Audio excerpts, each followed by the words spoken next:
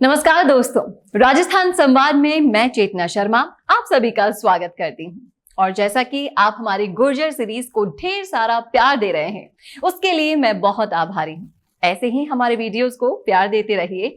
और जैसे हमारे कुछ दर्शक हमें कमेंट में अपने सुझाव भी देते हैं, वो भी बहुत काबिले तारीफ है। अगर आपको भी हमारे वीडियो का कंटेंट पसंद आ रहा है और अगर आपके पास भी कोई सुझाव है तो जरूर कमेंट बॉक्स में लिखिए। अगर वो सुझाव हमें पसंद आएगा तो हम उस पर वीडियो जरूर बनाएंगे। और हमारे गुर्जर सीरीज में आज मैं लेकर आई हूं वीर गुर्जरों की खटाना और समथर की रियासत के बारे में कुछ ऐसे फैक्ट्स जो आपने कभी नहीं सुने होंगे।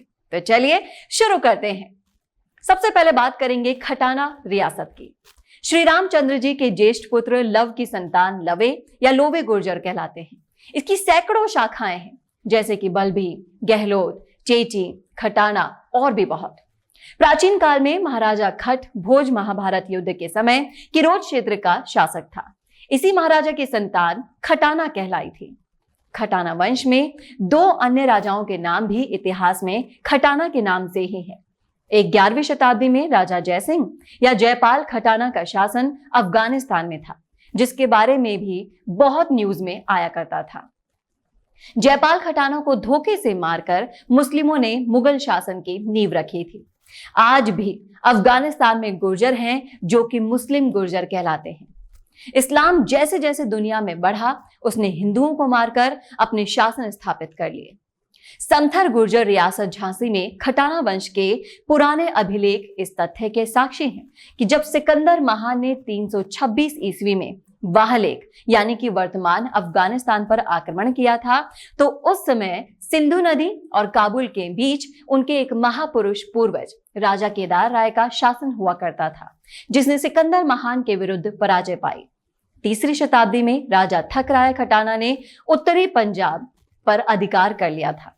6वीं शताब्दी में इन्होंने राजस्थान के राजौर पर राज्य का शिलान्यास किया था और 8वीं शताब्दी में यही वंश फिर से आबाद हुआ। राजौरगढ़ से निकलकर उन्होंने वर्तमान होशियारपुर, जालंधर, लाहौर और सियालकोट जनपदों पर अपना आधिपत्य स्थापित किया था।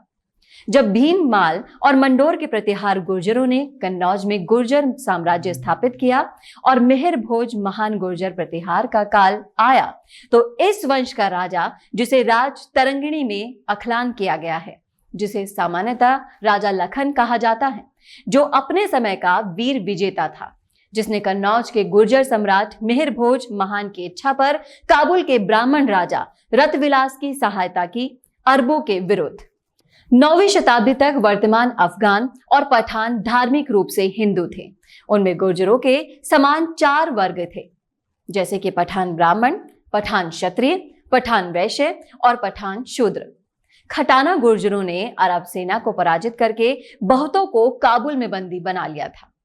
गुर्जर सम्राट मेहर भोज का देहांत 890 ईस्वी में हुआ था। उनकी मृत्यु के बाद तत्काल ही कश्मीर के राजा शंकर वर्मन ने राजा लखन पर आक्रमण किया और इस युद्ध में नगरकोट का राजा, जो लखन का साला था, एक बड़ी सेना लेकर आया था, लेकिन गुर्जरों की पराजय हुई और उनके हाथ से वो निकलकर कश्मीर राज्य में शामिल हो गया। इसके अलावा राजा जयपाल खटाना लाहौर से काबुल तक क्षेत्र के शासक थे, जिसको महमूद गजनवी ने पराजित किया था। सुबुक्तगिन ने जब सर्वप्रथम आक्रमण किया तो उस समय राजा चंद्रसेन वहां के शासक हुआ करते थे, जो इसी खटाना वंश के राजा थे। राजा आनंदपाल के ये दोनों पुत्र गुर्जरों के काफी संख्या सहित कश्मीर चले गए, जहां से कई सालों तक ये गजनी राज्य पर आक्रमण करते रहे। वहीं कश्मीर में आज गुर्जर बकरवाल हैं, जो खाना बदोश जिंदगी जी रहे हैं। इसके बाद राजा जयपाल और चंद्रसेन की कुछ संतानें राज्य के पतन पर अपनी प्राचीन राजधानी राजौरगढ़ चली गई, जहां मुगल काल तक उनका आधिपत्य जमा रहा। अकबर ने उनको वहां से उखाड़ फेंका था। फिर ये दोबारा से पंजाब आया और कुछ समय तक शिवालिक के पर्वतों में टाइम निकालकर बदायूं क्षेत्र उत्तर प्रदेश पहुंच गए, जहां गंगा तट पर उन्होंने पुवाया का दुर्ग निर्माण किया। शाहजहां ने पुवाया पर आक्रमण कर दिया और रक्तपाती युद्ध के पश्चात राजकीय वंश के व्यक्ति विंध्याचल के पर्वतों पर पहुंचे और बुंदेलखंड पर इन्होंने अधिकार कर लिया। रियासत समथर का शिलान्यास इन्होंने यहीं पे किया था और अपनी राजधानी शमशेरगढ़ को आबाद भी किया और ये रियासत 1947 तक आबाद रही। शमशेरगढ़ वर्तमान समथर रियासत झांसी के खटाना गुर्जर राजा प्रथम वर्ग के शासक माने जाते थे। तो ये थी खटाना रियासत के बारे में कुछ फैक्ट्स। अब बात करते हैं समथर रियासत की। समथर राज्य ब्रिटिश राज्य के दौरान भारत में एक रियासत हुआ करती थी। इस राज्य को मध्य भारत की बुंदेलखंड एजेंसी के हिस्से के रूप में प्रशासित भी किया गया था।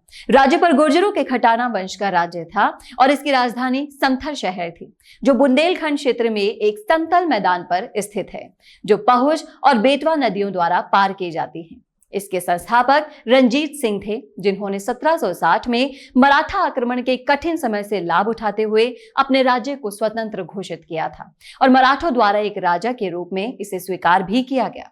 और 1817 में अंग्रेजों द्वारा समथर को एक राज्य के रूप में मान्यता दी गई। उन्होंने 1862 में इसे गोद लेने की सनद भी मिली। 1884 में राज्य को रेलवे के निर्माण के लिए कुछ क्षेत्रों को सौंपना भी पड़ा था। और इन दोनों राजवंशों में बहुत ही गहरी मित्रता थी। इसका एक किस्सा मैं आपको सुनाना चाहती हूँ।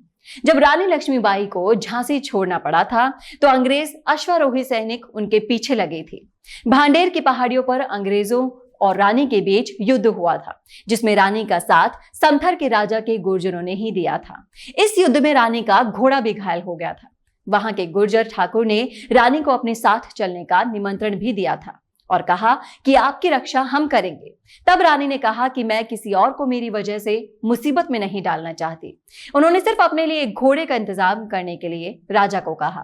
तो राजा साहब ने बोला कि मेरे पास 22 घोड़े हैं, आपको जो पसंद आए वो ले लीजिए।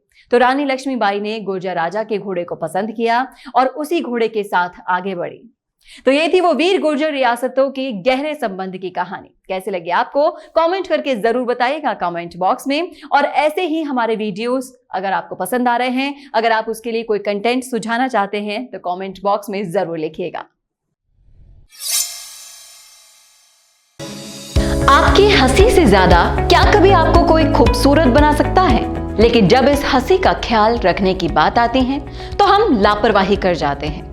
इसीलिए अपने दांतों का ख्याल रखिए और उसके लिए राजस्थान की सबसे अनुभवी डेंटिस्ट डॉक्टर नीलम माहेश्वरी को YouTube पर फॉलो कीजिए। डॉक्टर नीलम माहेश्वरी के YouTube चैनल पर आपको मिलेंगे आपके दांतों का ख्याल रखने के लिए वो सारे टिप्स और जानकारी, जिसको समझना आपके लिए बेहद जरूरी है। तो आज ही YouTube पर सब्सक्राइब और शेयर कीजिए डॉक्टर नीलम माहेश्वरी के चैनल को, क्योंकि आपके स्माइल का कोई भी विकल्प कभी हो नहीं सकता।